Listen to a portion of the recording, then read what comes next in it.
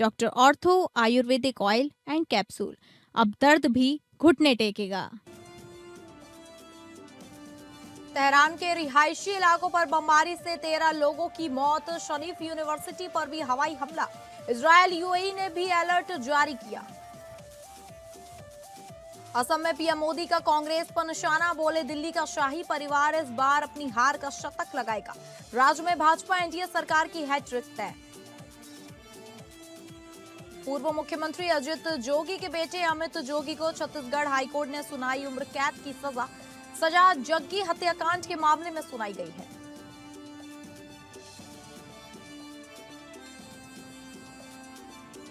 नमस्कार, आप सभी का स्वागत है टॉप अपडेट में। मैं हूं आपके साथ शालिनी राणा।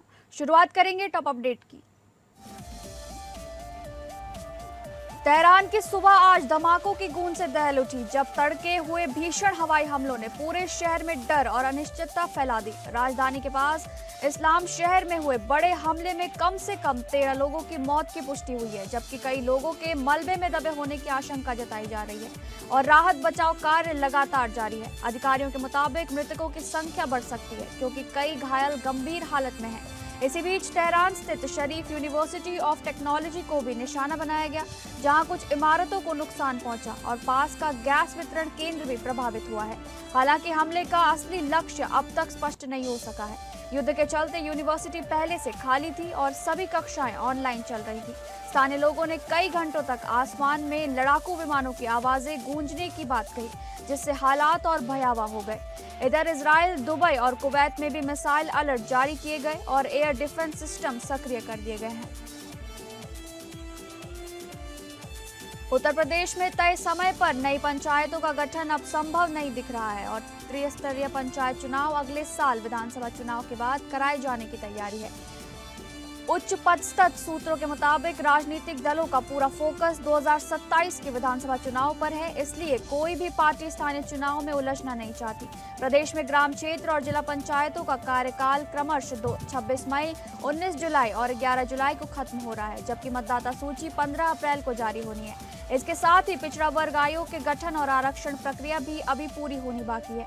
ऐसे में समय रहते नई पंचायतों का गठन संभव नहीं माना जा रहा है। सूत्रों के अनुसार मौजूदा प्रधानों का कार्यकाल बढ़ाया जा सकता है और कानूनी अड़चन आने पर प्रशासक नियुक्त करने का विकल्प भी खुला है। दिलचस्प बात यह है कि भाजपा, सपा, कांग्रेस और बसपा की ओर से भी चुनाव कराने की मांग नहीं उठ रही है। हालांकि इस मुद्दे को लेकर हाईकोर्ट में एक याचिका जरूर दायर की गई है।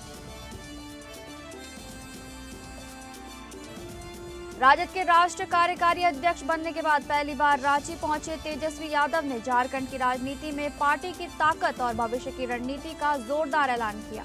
उन्होंने कहा कि परिसीमन के बाद विधानसभा और लोकसभा सीटें बढ़ेंगी, इसलिए अभी से सभी सीटों पर तैयारी शुरू की जाए। तेजस्वी ने दावा किया कि झारखंड में राजद एक बड़ी ताकत है और उसे नजरअंदाज नहीं किया जा सकता। उन्होंने कहा कि पिछली बार 7 सीटों पर चुनाव लड़कर 4 जीत हासिल हुई थी और ज्यादा सीटें मिलती तो प्रदर्शन और बेहतर होता। पार्टी में टूट की अटकलों को खारिज करते हुए उन्होंने कहा कि ये लालू प्रसाद की पार्टी है जिसे कोई तोड़ नहीं सकता।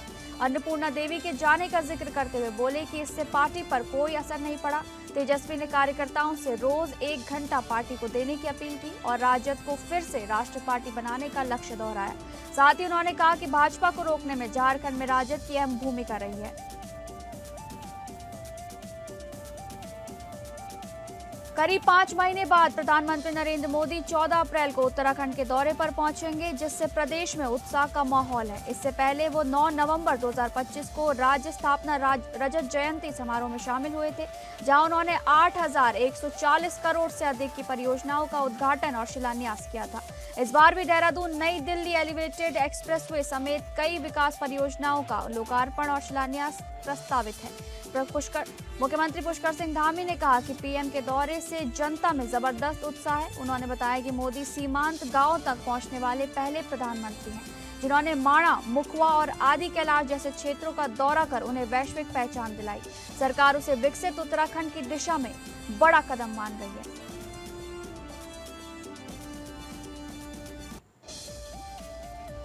असम के बरपेटा में प्रधानमंत्री नरेंद्र मोदी ने चुनावी रैली को संबोधित करते हुए विपक्ष पर तीखा हमला बोला और भाजपा एनडीए की हैट्रिक का दावा किया है। उन्होंने कहा कि इस बार असम की जनता 2 बड़े फैसले लेने जा रही है, एक बार फिर एनडीए सरकार बनाना और दिल्ली के शाही परिवार को हार का शतक लगवाना। प्रधानमंत्री ने कांग्रेस पर निशाना साधते हुए आरोप लगाया कि कांग्रेस अल्पकालिक राजनीति और भ्रष्टाचार को बढ़ावा देती है, जबकि भाजपा दीर्घकालिक विकास पर काम कर रही है। उन्होंने कहा कि पिछले 10 वर्षों में असम में शांति और स्थिरता स्थापित हुई है और आने वाले समय में विकास को और गति दी जाएगी। साथ ही उन्होंने महिला आरक्षण विधेयक पर सभी दलों से समर्थन की अपील करते हुए भरोसा दिलाया कि इससे किसी राज्य के प्रतिनिधित्व पर असर नहीं पड़ेगा। प्रधानमंत्री नरेंद्र मोदी के इस बयान के बाद चुनावी माहौल और गर्मा गया है। पाकिस्तान के रक्षा मंत्री आसिफ रजा की ओर से भारत और कोलकाता जैसे बड़े शहर पर हमले की धमकी पर संभल सांसद जियाउर रहमान बर्क ने कड़ा जवाब दिया है। सांसद ने साफ कहा कि भारत किसी से डरने या दबने वाला देश नहीं है और पाकिस्तान की ऐसी धमकियों का कोई असर नहीं पड़ेगा। उन्होंने कहा कि दुनिया युद्ध के परिणाम देख चुकी है और ये किसी भी समस्या का समाधान नहीं है। बर्क ने जोर देकर कहा कि हर मुद्दे का हल कूटनीति से निकाला जाना चाहिए, लेकिन इसका मतलब ये नहीं कि भारत कमजोर है। उन्होंने कहा कि भारत पूरी तरह सक्षम और मजबूत है, जो हर चुनौती का सामना कर सकता है। सांसद ने युद्ध के दुष्परिणाम गिनाते हुए कहा कि इससे सिर्फ तबाही होती है, कोई समाधान नहीं निकलता। गाजीपुर में उत्तर प्रदेश के राज्य मंत्री धर्मवीर प्रजापति ने महिला आरक्षण को लेकर बड़ा बयान देते हुए इसे मातृशक्ति के सशक्तिकरण की दिशा में ऐतिहासिक कदम बताया और इसका श्रेय प्रधानमंत्री नरेंद्र मोदी को दिया। उत्तर प्रदेश प्रजापति संघ के शपथ ग्रहण कार्यक्रम में पहुंचे मंत्री ने विपक्ष पर निशाना साधते हुए कहा कि पहले की सरकारों ने इस मुद्दे को गंभीरता से नहीं लिया। उन्होंने अखिलेश यादव पर तंज कसते हुए कहा कि 2027 के सपने देखना ठीक है, लेकिन दिन में सपने देखना अच्छा नहीं होता। मंत्री ने कहा कि पहले यूपी में हर जिले में माफिया का दबदबा था, लेकिन अब 1 डिस्ट्रिक्ट 1 प्रोडक्ट से प्रदेश की पहचान बन रही है। उन्होंने निवेश बढ़ने और प्रदेश की छवि सुधारने का भी दावा किया है। एटीएस के गजवा ए हिंद खुलासे पर उन्होंने कहा कि देश विरोधी गतिविधियों पर सख्त कार्रवाई जारी है। उत्तर प्रदेश के चंदौली से एक सनसनीखेज और दिल दहला देने वाली खबर सामने आई है, जहां एक पति ने घरेलू विवाद के बाद अपनी पत्नी की हत्या कर दी और सबूत मिटाने के लिए शव को 90 किलोमीटर दूर फेंक दिया। इस वारदात ने पूरे इलाके में हड़कंप मचा दिया है। चंदौली जिले के सदर कोतवाली क्षेत्र के बिछिया खुर्द गांव में रिश्तों को शर्मसार कर देने वाली ये घटना सामने आई है। गौतम कुमार खरवार नाम के युवक ने अपनी 28 वर्षीय पत्नी सोनी की हत्या कर दी। पुलिस पूछताछ में आरोपी ने बताया कि घरेलू विवाद के दौरान गुस्से में आकर उसने हैंडपंप के लोहे के हत्थे से पत्नी पर हमला किया, जिससे उसकी मौके पर ही दर्दनाक मौत हो गई। वारदात के बाद आरोपी ने शव को चादर में लपेटा, बोरे में भरा और कार से लगभग 90 किलोमीटर दूर एक पहाड़ी इलाके में ले जाकर फेंक दिया।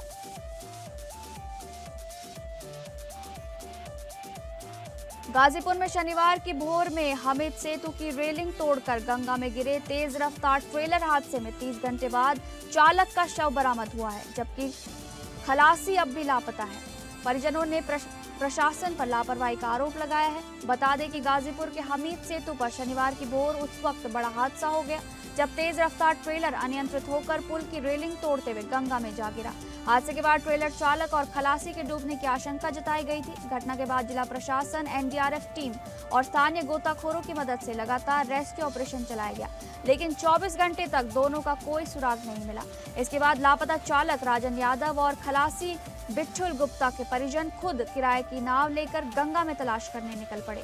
करीब 15 किलोमीटर तक खोजबीन के बाद भी कुछ पता नहीं चला तो वे वापस लौटने लगे। इसके बाद जाकर काफी देर बाद उन्हें शव बरामद हुआ। हमीरपुर जिले में नेशनल हाईवे 34 पर दिल दहला देने वाला सड़क हादसा सामने आया है। तेज रफ्तार ट्रक ने बाइक सवार युवक को पीछे से रौंद दिया। हादसे में युवक की दर्दनाक मौत हो गई, जबकि उसकी मां गंभीर रूप से घायल बताई जा रही है। घटना के बाद इलाके में अफरा तफरी मच गई। पुलिस ने तत्परता दिखाते हुए ट्रक का पीछा कर उसे पकड़ लिया। मामला सदर कोतवाली क्षेत्र के लक्ष्मीबाई तिराहा पेट्रोल पंप के पास का है, जहां तेज रफ्तार ट्रक ने बाइक सवार युवक को पीछे से जोरदार टक्कर मार दी और टक्कर इतनी भीषण थी कि युवक की मौके पर ही दर्दनाक मौत हो गई।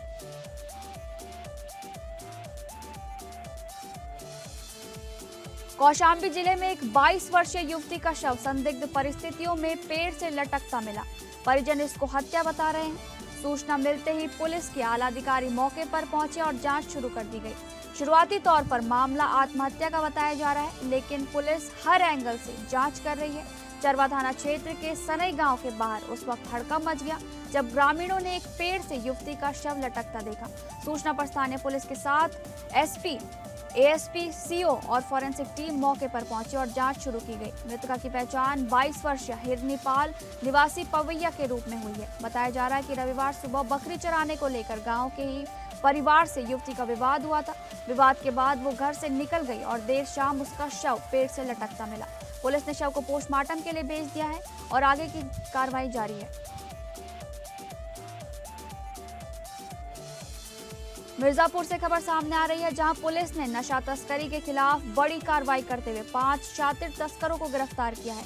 दरअसल थाना पटरी और एसओजी सर्विलांस की संयुक्त टीम ने मुखबिर की सूचना पर सघन वाहन चेकिंग अभियान चलाया। इस दौरान एक संदिग्ध होंडा सिटी कार को रोका गया, जिसमें तलाशी लेने पर 100 किलो से ज्यादा अवैध गांजा बरामद हुआ। पुलिस के मुताबिक बरामद गांजे की अंतर्राष्ट्रीय बाजार में कीमत करीब 50 लाख रुपए आंकी गई है। कार में सवार 5 अभियुक्तों को मौके से गिरफ्तार कर लिया गया है। मादक पदार्थों के खिलाफ लगातार अभियान चलाया जा रहा है और आगे भी पुलिस ने कहा है कि सख्त कार्रवाई जारी रहेगी। अमेठी बारिश के चलते सड़क किनारे खड़ा सूखा पेड़ अचानक गिरा। पेड़ के गिरने से बाइक सवार चपेट में आ गया। चपेट में आने से बाइक सवार युवक घायल बताया जा रहा है। स्थानीय लोगों की सहयोग से बाइक सवार युवक को निकाला गया और स्थानीय हॉस्पिटल में उसको इलाज के लिए भेज दिया गया है। सीएचसी भेचुआ, जहां पर उसे इलाज के लिए भेजा गया है। हालत गंभीर देखते हुए उसके बाद उसे जिला अस्पताल रेफर किया गया। रायबरेली जिले के सलोन का बताया जा रहा है घायल युवक। अमरोहा जनपद के आदमपुर थाना क्षेत्र में मजदूरी के पैसे मांगने पर युवक के साथ मारपीट का मामला सामने आया है। आरोप है कि पैसे मांगने पर दबंगों ने गाली गलौज करते हुए हमला कर दिया और जान से मारने की धमकी दी। पीड़ित सचिन ने पुलिस को दी तहरीर दी। बताया कि 5 अप्रैल 2026 को सुबह करीब 10:15 पर वो अपने भाई के साथ गांव में मौजूद था। तभी गांव के ही नौशाद समेद्दीन और हसीना खान ने उसे मजदूरी पर चलने के लिए कहा। जब पीड़ित ने अपनी पुरानी मजदूरी के 19,000 रुपए मांगे तो आरोपी भड़क गए और जाति सूचक शब्दों का प्रयोग करते हुए गाली गलौज करने लगे। विरोध करने पर आरोपियों ने युवक और उसके भाई के साथ मारपीट कर दी, जिससे उन्हें चोटें आई। पीड़ित का आरोप है कि मौके पर पहुंचे आरोपियों के परिजन भी विवाद बढ़ाने लगे और जान से मारने की धमकी दी गई। शिकायत के आधार पर पुलिस ने आरोपियों के खिलाफ भारतीय न्याय संहिता की धारा 115 उपधारा 2, 351 उपधारा 2, 352 तथा SC/ST एक्ट की धारा 3 उपधारा 2 के तहत मुकदमा दर्ज कर लिया और मामले की जांच शुरू कर दी गई है। कन्नौज में कुर्दत का तांडव हुआ है। ओलावृष्टि ने छीना अन्नदाता के मुंह से निवाला। खेतों में ओले की सफेद चादर। इंसान तो इंसान, अब शायद कुदरत भी किसान के इम्तिहान लेने पर उतारू है। कन्नौज जनपद में भीषण चक्रवात और बेमौसम ओलावृष्टि ने तबाही का वो मंजर पेश किया जिसे देखकर हर किसी की आंखें नम हैं। आसमान से बरसी सफेद ओले किसानों की महीनों की मेहनत को चंद मिनटों में मिट्टी में मिला दिया गया। खेतों में बिछ गई गेहूं की फसल, जो गेहूं की फसल पककर तैयार थी और जिसकी कटाई की तैयारी किसान कर रहे थे, वो तेज हवाओं और ओलों के बोझ से खेतों में पूरी तरह बिछकर धराशायी हो गई है।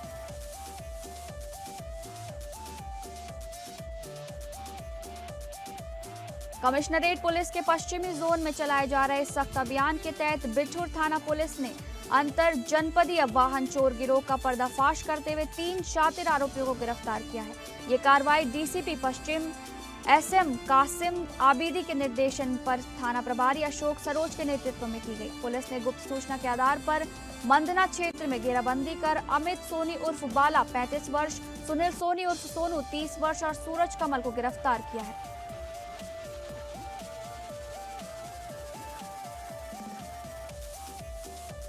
कानपुर में सेक्स रैकेट से जुड़े एक चौंकाने वाले मामले का पुलिस ने पर्दाफाश कर दिया है। इस पूरे मामले में सबसे हैरान करने वाली बात यह है कि खुद को पत्रकार बताने वाला आरोपी ही जिस्म फरोशी के इस अवैध नेटवर्क का संचालन कर रहा था। आरोपी की पहचान बर्रा निवासी रोहित वर्मा के रूप में हुई है, जो युवतियों को नौकरी दिलाने का झांसा देकर अपने जाल में फंसाता था। जानकारी के मुताबिक वो खास तौर पर बाहर की लड़कियों को निशाना बनाता था। इसी कड़ी में उसने पश्चिम बंगाल की एक युवती को कानपुर बुलाकर उसका शोषण किया। जांच में सामने आया है कि आरोपी युवतियों के अश्लील वीडियो और फोटो बनाकर उन्हें ब्लैकमेल करता था और इस दबाव में उनसे गलत काम करवाता था। ये पूरा नेटवर्क सुनियोजित तरीके से चलाया जा रहा था।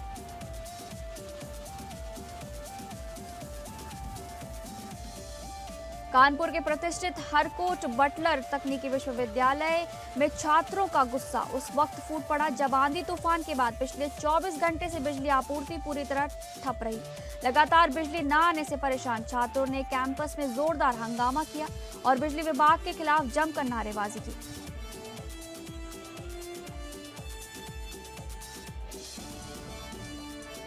मडियाल क्षेत्र में हादसा हुआ है। डॉक्टर जयप्रकाश को रॉन्ग साइड से आ रहे मिक्सर ट्रक ने रौंद दिया। घर के बाहर गेट पर हुई घटना।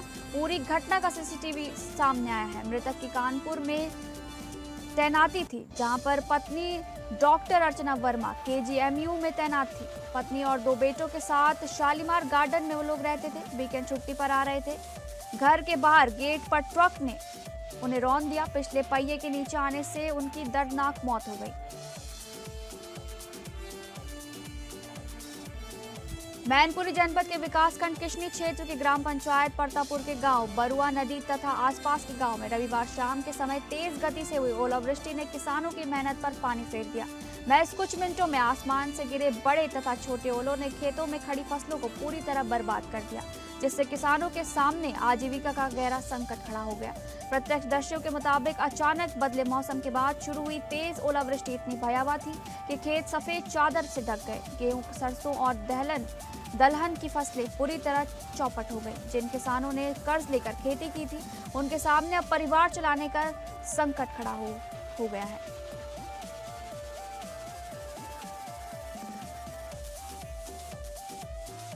श्रावस्ती रास्ते में एक ही परिवार में मारपीट का मामला सामने आ रहा है।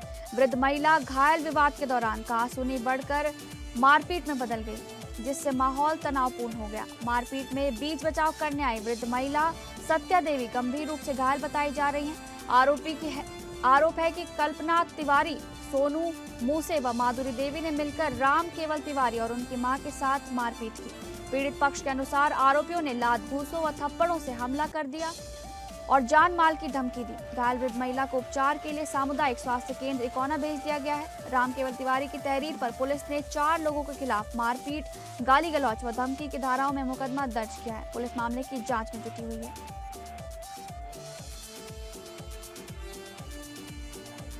छत्तीसगढ़ हाईकोर्ट ने राज्य के पूर्व मुख्यमंत्री दिवंगत अजीत जोगी के बेटे और जनता कांग्रेस के नेता अमित जोगी को उम्र कैद की सजा सुनाई है। हाईकोर्ट ने ये सजा जग्गी हत्याकांड के मामले में सुनाई है। हाईकोर्ट ने उन्हें 7 दिनों के भीतर सरेंडर करने के निर्देश दिए हैं। वहीं इस मामले में अमित जोगी ने सुप्रीम कोर्ट में याचिका लगाई है। मुख्य न्यायाधीश रमेश सिन्हा और न्यायाधीश अरविंद कुमार वर्मा की बेंच ने यह फैसला सुनाया है। बता दें 4 जून 2003 को एनसीपी नेता राम अवतार जग्गी की हत्या हुई थी, जिसने उस समय प्रदेश की राजनीति में भारी सनसनी मचा दी थी। इस बहुचर्चित मामले में 2007 में निचली अदालत ने 28 आरोपियों को उम्र कैद की सजा सुनाई थी, जबकि अमित जोगी को सबूतों के अभाव में बरी कर दिया गया था। बाद में जग्गी के बेटे ने इस फैसले को चुनौती दी, जिसके बाद मामला सुप्रीम कोर्ट तक पहुंचा और वहां से सुनवाई के लिए इसे वापस हाई कोर्ट भेज दिया गया।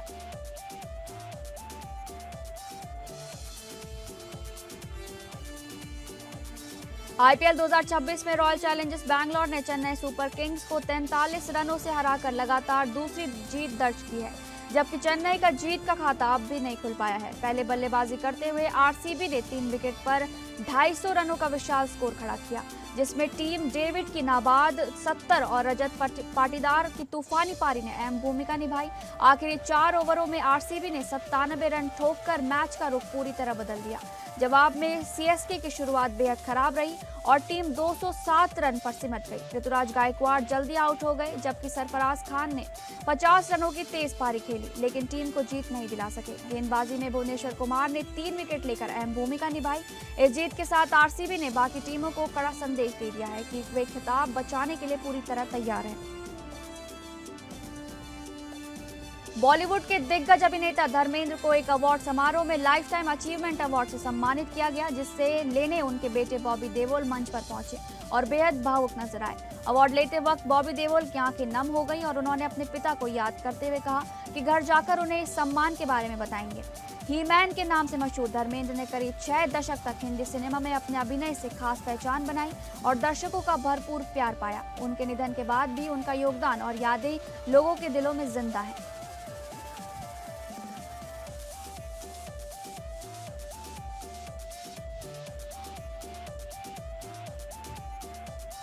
फिलहाल टॉप अपडेट में बस इतना ही। नमस्कार।